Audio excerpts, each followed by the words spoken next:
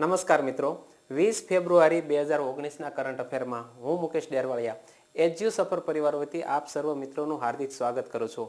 મિત્રો, આજે કરંટ અફેરમાં ઘણા બધા ન્યૂઝ છે, પણ એ પહેલાં એક નાનકડી વાત કે જો તમે વિડીયો પહેલીવાર નિહાળતા હો અને એજ્યુ સફર ચેનલને સબસ્ક્રાઇબ ન કરી હોય તો નીચે બેલ આઇકોન જેવી નિશાની છે ત્યાં તમે ક્લિક કરી અને ઘંટડી વગાડી દો, જેથી કરીને આવનારા દરેક નોટિફિકેશન, નવા વિડીયોની નોટિફિકેશન આપના મોબાઈલમાં અવેલેબલ રહે. અને સાથે સાથે આજની એક નવી વાત કે અમારી હિન્દીમાં MCQ ટાઈપની કરંટ અફેરના પ્રશ્નોની એક યુટ્યુબ ચેનલ શરૂ થઈ ગઈ છે. નામ છે GK 2020. તો મિત્રો, એને પણ જો તમે અત્યાર સુધીમાં સબસ્ક્રાઇબ ન કરી હોય તો તમે અમારી GK 2020 યુટ્યુબ ઉપર કોઈ પણ સ્પેસ છોડ્યા વગર GK 2020 લખી અને સર્ચ કરશો એટલે ચેનલ મળી જશે. ત્યાં સબસ્ક્રાઇબ કરી લેજો. આનાથી પણ જે UPSC અને GPSC લેવલની તૈયારી કરે છે તો એ લેવલના પ્રશ્નો અમે ત્યાં રજૂ કરીએ છીએ, વિડીયો ડેઈલી અપડેટ કરીએ છીએ. તો શરૂ કરીએ આજના કરંટ અફેરને. આજના કરંટ અફેરમાં દિન વિશેષમાં જોઈએ તો 20 ફેબ્રુઆરી એટલે કે રોબર્ટ પિયરીનો નિર્વાણ દિવસ. આપણને એમ થાય છે કે આ સાહેબ રોજ નવા અલગ અલગ વ્યક્તિઓના નિર્વાણ દિવસ, જન્મ દિવસની વાત કરે છે, પરંતુ દુનિયામાં કંઈક અનોખું કર્યું હોય એવા વ્યક્તિ એટલે રોબર્ટ પિયરી. એમના વિશે જોઈએ તો જન્મ 6 મે 1856માં પેન્સિલ્વેનિયામાં થાય છે. પેન્સિલ્વેનિયા ક્યાં આવેલું છે? અમેરિકામાં. 1891માં ફિલાડેલ્ફિયા નેચર સાયન્સ એકેડમી તરફથી ધ્રુવીય ખોજ અભિયાનના વડા તરીકે તેમની નિમણૂક કરવામાં આવી હતી. અને ત્યાર પછી આ વ્યક્તિ ઉત્તર ધ્રુવ ઉપર પહોંચવામાં ખૂબ જ પ્રથમ નંબરે વિશ્વમાં બને છે. તો એ પણ તમે જોઈ લો, તેઓ ઉત્તર ધ્રુવ પર પહોંચનાર પ્રથમ વ્યક્તિ હતા રોબર્ટ પિયરી. તેમણે 1892માં ગ્રીનલેન્ડના ઉત્તર પૂર્વ છેડે જઈ એસ્કિમો લોકો વિશે માહિતી મેળવી હતી. તેમણે ધ નોર્થ પોલ અને સિક્રેટ્સ ઓફ પોલર ટ્રાવેલ નામના પુસ્તકો પણ લખ્યા છે. અને તેમનું અવસાન આજે 20/2/20ના રોજ અમેરિકાના વોશિંગ્ટન ખાતે થાય છે. તો રોબર્ટ પિયરી માટે જો જીકેનો કોઈ પ્રશ્ન બને તો આ પોઈન્ટ ખાસ યાદ રાખજો. ઉત્તર ધ્રુવ ઉપર પહોંચનાર પ્રથમ વ્યક્તિ કોણ હતા? રોબર્ટ પિયરી. ત્યાર પછી ગુજરાત લેવલના આજના સમાચાર જોઈએ તો ગુજરાત લેવલના સમાચારમાં ગુજરાત ઇમરજન્સી રિસ્પોન્સ સપોર્ટ સિસ્ટમનો પ્રારંભ થઈ ગયો છે. અને ઇમરજન્સી રિસ્પોન્સ સપોર્ટ સિસ્ટમ માટે એક નવો ડાયલ નંબર તમારે હવે કરવો પડશે ફોનમાંથી. કોઈ પણ ઇમરજન્સી તમારે જો સરકારી સુવિધાનો ઇમરજન્સી લાભ જોઈતો હોય તો કટોકટીની પરિસ્થિતિમાં તમે ફોન ઉપર 112 ડાયલ કરવાથી આ નંબર લાગશે. અને CM વિજય રૂપાણીએ ગાંધીનગરના વિધાનસભાના હેલિપેડ ગ્રાઉન્ડ ખાતે આ સેવાનો પ્રારંભ કરાવ્યો હતો. તો અહીં વાત આવે છે ગુજરાતના વિધાનસભાનું હેલિપેડ ગ્રાઉન્ડ. તો આપણા વિધાનસભાનું નામ શું છે એ આપણે સૌ જાણીએ છીએ. આપણી વિધાનસભાનું નામ છે વિઠ્ઠલભાઈ પટેલ વિધાનસભા ભવન. ગુજરાત સહિત સમગ્ર દેશમાં કોઈ પણ આકસ્મિક તત્કાલીન સેવાઓ માટે આ સેવાના 112 નંબરનો ઉપયોગ કરી શકાશે. તો આ ગુજરાતમાં ઇમરજન્સી રિસ્પોન્સ સપોર્ટ સિસ્ટમની વાતને આગળ વધારીએ તો ગુજરાતના પ્રથમ 7 નવરચિત જિલ્લાઓમાં 112ની આ ઇમરજન્સી સેવાનો પ્રારંભ કરવામાં આવશે. અને આ 7 નવરચિત જિલ્લા એટલે કયા? તો આપણે યાદ રાખવા માટે એક સૂત્ર બનાવ્યું છે ABCD અને મ અથવા તો મ. A એટલે અરવલ્લી, B એટલે બોટાદ, C એટલે છોટા ઉદેપુર, D એટલે દેવભૂમિ દ્વારકા, મો એટલે મોરબી અને મ એટલે મહીસાગર. તો તત્કાલીન નવા 7 નવરચિત જિલ્લામાં આ 112ની ઇમરજન્સી સેવાનો પ્રારંભ થઈ રહ્યો છે. તો આ હેલ્પલાઇન નંબર અમલી બની ગયો છે. હવે 112 લગાવવાનો રહેશે. સમગ્ર રાજ્યમાં ધીમે ધીમે પછી આ સમગ્ર રાજ્યમાં લાગુ પડી જશે. પણ અત્યારે જોવા જઈએ તો કયા કયા નંબરોની ઇમરજન્સી સેવાઓ ઉપલબ્ધ છે તો પોલીસ માટે 100 નંબર છે, ફાયર માટે 101 છે, આરોગ્યની સેવાઓ પ્રાપ્ત કરવા માટે ઇમરજન્સી નંબર છે 108, ડિઝાસ્ટર મેનેજમેન્ટ માટે 1079 અને 1077નો નંબર છે. અભયમ યોજના જે સ્ત્રીઓના રક્ષણ સાથે સંલગ્ન છે તેનો નંબર છે 181 અને પશુ હેલ્પલાઇન નંબર 1962 જેવી તત્કાલીન સેવાઓ માટે 112 નંબર હવે તમારે ડાયલ કરવાનો રહેશે. ત્યાર પછી જોઈએ તો હાલમાં રાજ્યમાં અમલી આરોગ્ય, પોલીસ, ફાયર, અભયમ જેવી હેલ્પલાઇન નંબર કાર્યરત છે, એ આપણે સૌ જાણીએ છીએ.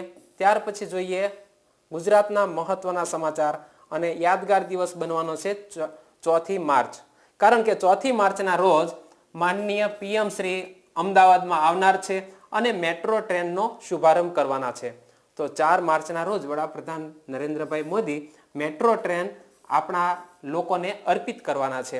આ મેટ્રો ટ્રેનના ફેઝ 1માં તે વસ્ત્રાલથી એપરલ પાર્ક સુધી એટલે કે 6.5 કિમીના રૂટ ઉપર દોડવાની છે. આમાં 2 સ્થળો ખાસ યાદ રાખજો મિત્રો, વસ્ત્રાલથી એપેરલ પાર્ક, અને અંતર છે 6.5 કિલોમીટર. તો 4મી માર્ચ એ દિવસના ન્યૂઝમાં આપણે ફરીથી જોઈ લઈશું. આગળ વધીએ ભારત લેવલના સમાચાર. તો ભારત લેવલે સમાચાર જોઈએ તો PM શ્રી નરેન્દ્રભાઈ મોદી 21 ફેબ્રુઆરીથી 2 દિવસ માટે દક્ષિણ કોરિયાની મુલાકાતે જવાના છે. તો દક્ષિણ કોરિયામાં એની રાજધાનીનું નામ છે સેઉલ. તો પ્રધાનમંત્રીને 2018નો સેઉલ શાંતિ પુરસ્કાર એનાયત કરવામાં આવશે. આ પણ ખાસ અગત્યનો પ્રશ્ન બની શકે. સેઉલ શાંતિ પુરસ્કાર કોને એનાયત થયો છે? પ્રધાનમંત્રીને 2018માં. દક્ષિણ કોરિયામાં ભારતીય રાજદૂત તરીકે કોણ કાર્યરત છે? તો પ્રિયા રંગનાથન. અને એણે આ બયાન આપ્યું છે કે આ પ્રસંગે બંને દેશો વચ્ચે દ્વિપક્ષીય સંબંધોની પણ સમીક્ષા થવાની છે. અને સેઉલ પુરસ્કાર શેની સાથે સંકળાયેલો છે? શાંતિ સાથે. તો આ પણ યાદ રાખજો, સેઉલ પુરસ્કાર શાંતિ માટે આપવામાં આવતો પુરસ્કાર છે. ત્યાર પછી જોઈએ સમાચારમાં નેશનલ ન્યૂઝમાં, તો મહિલાઓ માટે સલામતીની પ્રણાલીનો દિલ્હીમાં પ્રારંભ થઈ ચૂક્યો છે. તો ગૃહમંત્રી રાજનાથસિંહે ઇમરજન્સી રિસ્પોન્સ સપોર્ટ સિસ્ટમ એટલે કે ગુજરાતી થાય તાકીદની સ્થિતિમાં પ્રતિભાવ સહાય પ્રણાલી, એની તાજેતરમાં જ તે દિલ્હીમાં આપણા ગૃહમંત્રી રાજનાથસિંહે શરૂઆત કરી દીધી છે. આ પ્રણાલી 16 રાજ્યો તથા કેન્દ્ર શાસિત પ્રદેશો માટે મહિલાઓની સલામતી માટે શરૂ કરાય છે. તો આ પણ એક અગત્યનું પગલું છે મહિલાઓના સુરક્ષા માટે. મિત્રો, અત્યાર સુધી તમે જો આ વિડીયોને તમારા મિત્રોને શેર ન કરતા હો તો વિડીયોમાં નીચે આવું શેર બટન છે, ત્યાં તમે ક્લિક કરી અને તમારા મિત્રોને આ વિડીયોની લિંક શેર કરી શકો છો. આગળ વધીએ તો મહિલા સુરક્ષા સંબંધી વાત કરીએ તો તે રાજ્યોમાં ગુજરાત, આંધ્રપ્રદેશ, ઉત્તરાખંડ, પંજાબ, કેરળ, મધ્યપ્રદેશ, રાજસ્થાન, ઉત્તર પ્રદેશ, તમિલનાડુ અને જમ્મુ કાશ્મીરનો સમાવેશ આ સિસ્ટમમાં થયો છે. આ પ્રણાલીના અમલીકરણ માટે બધા જ રાજ્યોએ સમર્પિત તાકીદના પ્રતિભાવ કેન્દ્રો એટલે કે ERCની સ્થાપના પણ કરવી પડશે. હિમાચલ પ્રદેશ અને નાગાલેન્ડમાં આ સેવાઓ તો મિત્રો અગાઉથી કાર્યરત જ છે. તો અહીં પ્રશ્ન એ થાય કે આવી તાકીદની સેવાઓ પૂરી પાડવા માટે સૌથી પહેલા શરૂઆત કયા રાજ્યમાં થઈ? તો એ પણ અહીં જોઈ લો. આ સેવાની શરૂઆત કરનારું હિમાચલ પ્રદેશ છે, એ ભારતનું પહેલું રાજ્ય બની ગયું છે. નવી પ્રણાલીમાં કોઈ પણ વ્યક્તિ આવી કટોકટીની પરિસ્થિતિમાં 112 હેલ્પલાઇન નંબર ઉપરથી મદદની માંગણી કરી શકશે. અને આ સુવિધા આપવા માટે નિર્ભયા ભંડોળ ફંડમાંથી 321 કરોડ રૂપિયા છે એની રકમ ફાળવવામાં આવી છે. ત્યાર પછી સમાચારમાં જોઈએ તો ભારતના સમાચારમાં એક મહિલા હિના જયસ્વાલ એમની ભારતીય વાયુસેનાની ફ્લાઇટ એન્જિનિયર તરીકે નિમણૂક પામ્યા છે. હિના જયસ્વાલ, અને તેઓ ફ્લાઇટ એન્જિનિયર એટલે કે ફ્લાઇટ સાથે એન્જિનિયરિંગનું કામ કરવું એ હિના જયસ્વાલ માટે ગૌરવભરી વાત બની છે. અને ભારતના એવા પહેલા મહિલા બની ગયા છે કે જેઓ ફ્લાઇટ એન્જિનિયર બન્યા હોય. તો ફ્લાઇટ એન્જિનિયર તરીકે જોડાનાર હિના જયસ્વાલ ભારતના પ્રથમ એવા મહિલા છે. હિના જયસ્વાલ કયા રાજ્યના છે? ચંડીગઢ એટલે કે આપણો કેન્દ્ર શાસિત પ્રદેશ ચંડીગઢના વતની છે હિના જયસ્વાલ. તેમણે પંજાબ યુનિવર્સિટીમાં એન્જિનિયરિંગની ડિગ્રી મેળવી છે. તેઓ ભારતીય વાયુસેના ઓપરેશનલ હેલિકોપ્ટર યુનિટમાં હવે તેઓ સેવા આપવા જઈ રહ્યા છે. ફ્લાઇટ એન્જિનિયર તરીકે જરૂર પડશે ત્યારે તેઓ સિયાચીન ગ્લેશિયર અને અંદમાન નિકોબારના સમુદ્ર તટ પર પણ આ ઓપરેશનલ હેલિકોપ્ટર યુનિટમાં તેઓ સેવા આપવા જઈ શકશે. તો અહીં નામ ખાસ યાદ રાખજો, હિના જયસ્વાલ. અને ત્યાર પછી જોઈએ ખેલ જગત સમાચારમાં. તાજેતરમાં જ તે મેડલોનો વરસાદ થયો છે. તો ખેલ જગતમાં બોક્સિંગમાં નિખિત ઝરીન અને મીના કુમારીએ ગોલ્ડ મેડલ મેળવ્યા છે. અહીં ઘણા ન્યૂઝપેપરમાં નિખિત શબ્દ છે, ઘણા ન્યૂઝપેપરમાં નિખત છે અને ઘણા ન્યૂઝપેપરમાં નિકહત છે. સોરી મિત્રો, નિકહત. તો આવો તમને શબ્દ જોવા મળે તો નિખત ઝરીન કયો, નિખત ઝરીન કયો કે નિખિત ઝરીન કયો. એ વ્યક્તિએ તાજેતરમાં જ તે બોક્સિંગની રમતમાં ગોલ્ડ મેડલ મેળવ્યો છે. તો આપણને પ્રશ્ન એ થાય કે આ ઇવેન્ટ કઈ જગ્યાએ યોજાઈ હતી? તો આ ઇવેન્ટ બલ્ગેરિયાની રાજધાની સોફિયામાં 70મી ટ્રાન્ઝા મેમોરિયલ બોક્સિંગ ચેમ્પિયનશિપ રમાય છે. એની અંદર નિખિત ઝરીન અને મીના કુમારીએ અલગ અલગ વજનમાં ગોલ્ડ મેડલ જીત્યો છે. તો નિખિત ઝરીન અને મીના કુમારી દેવી આ બોક્સિંગની ચેમ્પિયનશિપમાં ગોલ્ડ મેળવનાર ભારતીય મહિલાઓ બની ગઈ છે. પ્રથમ એવી મહિલાઓ કે જેમને આમાં ગોલ્ડ મેડલ મેળવ્યો હોય.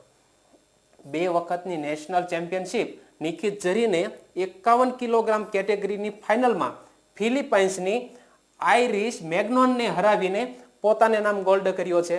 અને મીના કુમારીએ 54 કિલોગ્રામની કેટેગરીમાં ફિલિપાઇન્સની એરા વેલેજાસનને હરાવીને પોતાને નામ ગોલ્ડ મેડલ કર્યો છે. ત્યાર પછી ભારતના ત્રીજા મહિલા કે મંજુ રાની, એમણે 48 કિલોગ્રામ કેટેગરીની ફાઇનલમાં ફિલિપાઇન્સની જોસી ગાબુકોએ હારનો સામનો કરવો પડ્યો છે. એનો મતલબ એવો થયો કે મંજુ રાનીને સિલ્વર મેડલથી સંતોષ માનવો પડ્યો છે. અને પુરુષોમાં ડિફેન્ડિંગ ચેમ્પિયન અમિત પંધાલ ફાઇનલમાં પહોંચી ગયા છે અને એનો શું મુકાબલો આવે છે એ હવે આપણે જોઈશું. ત્યાર પછી જોઈએ તો લોરિયસ વર્લ્ડ સ્પોર્ટ્સ એવોર્ડની જાહેરાત થઈ છે. આ લોરિયસ વર્લ્ડ સ્પોર્ટ્સ એવોર્ડ એ મોનાકોની સ્પોર્ટિંગ ક્લબ દ્વારા આપવામાં આવ્યા છે. આ એવોર્ડ રમતની દુનિયાનો સૌથી પ્રતિષ્ઠિત એવોર્ડ પણ ગણવામાં આવે છે. આ એવોર્ડ જુદી જુદી 12 કેટેગરીમાં આપવામાં આવે છે. દુનિયાના નંબર 1 ટેનિસ ખેલાડી અને સર્બિયાના નોવાક જોકોવિચને 4થી વખત વર્લ્ડ સ્પોર્ટ્સમેન ઓફ ધ યરનો એવોર્ડ પણ મળ્યો છે. ખાસ મિત્રો યાદ રાખજો, નોવાક જોકોવિચ, તેમને 4થી વખત વર્લ્ડ સ્પોર્ટ્સમેન ઓફ ધ યરનો એવોર્ડ મળ્યો છે. અને ત્યાર પછી એવોર્ડમાં આગળ જોઈએ તો અમેરિકાની જિમ્નાસ્ટ એક છે, એનું નામ છે સિમોન બાઇલ્સ. તો સિમોન બાઇલ્સને બીજી વખત sports woman of the year બન્યા છે. કોણ? સિમોન બાઇલ્સ બીજી વખત. અમેરિકાના વતની છે, જિમ્નાસ્ટ છે. ભારતના ઝારખંડની એનજીઓ એટલે નોન ગવર્નમેન્ટ ઓર્ગેનાઇઝેશન. તો એનજીઓ એ યુવાને સ્પોર્ટ્સ ફોર ગુડ એવોર્ડ મળ્યો છે. આ એનજીઓ ગામડામાં જઈ અને ફૂટબોલ દ્વારા છોકરીઓને જાગૃતિ લાવવાનું કામ કરે છે. અમેરિકાના ટાઈગર વુડ્સ, આ મિત્રો ખાસ યાદ રાખજો, tiger woods A comeback of the year રહ્યા છે.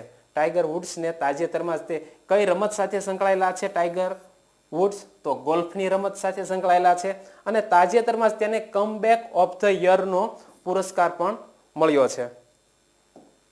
ત્યાર પછી આગળ જોઈએ તો જાપાનમાં પણ કેટલાક મેડલો ગયા છે એની વાત.